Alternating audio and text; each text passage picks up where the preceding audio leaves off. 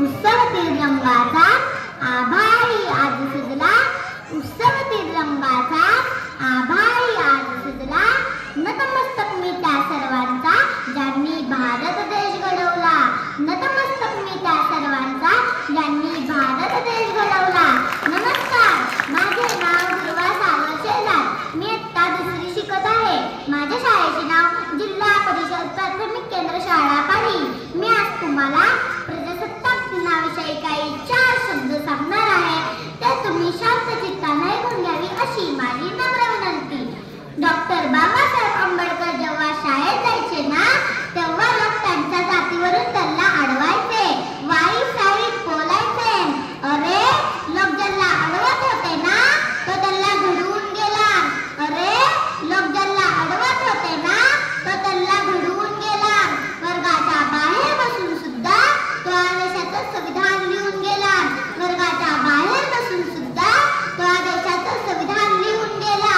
आणि हे संविधान ज्या दिवशी आपल्या भारताने स्वीकारले, तो दिवस म्हणजे 26 जानेवारी. आणि तो दिवस आपण प्रजासत्ताक दिन म्हणून साजरा करतो. मी आज तुम्हाला डॉक्टर बाबासाहेब आंबेडकर यांच्या जीवनातील एक किस्सा सांगणार आहे. डॉक्टर बाबासाहेब आंबेडकर एकदा स्मित हास्य करत होते. त्यावर त्यांना विचारले, तुम्ही काय हसत आहात? ते म्हणाले, यापूर्वी या देशामध्ये राजा जन्माला यायचा, तर राणीच्या पोटातून. आता या देशामध्ये राजा जन्माला येईल, तर राणीच्या पोटातून नाही, तर या सर्वसामान्य जनतेच्या मतदानातून. असे कितीतरी अधिकार आपल्याला संविधानाने प्राप्त करून दिले. मेरे भी हिंद कलम उठाई और इस देश का संविधान बन गया. मेरे भी हिंद कलम उठाई और इस देश का संविधान बन गया. इस संविधान का चमत्कार तो देखो मेरे दोस्त, इस संविधान का चमत्कार तो देखो मेरे दोस्त. एक चाय बेचने वाला भी इस देश का प्रधानमंत्री बन गया. एक चाय बेचने वाला भी इस देश का प्रधानमंत्री बन गया.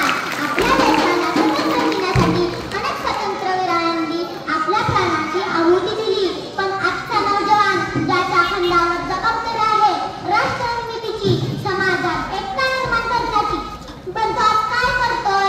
मोबाईलवर गेम खेळत, पबजीच्या नादात दिवसाची रात्र, रात्रीचा दिवस कसे होतो ते त्याला कळतही नाही. आताच्या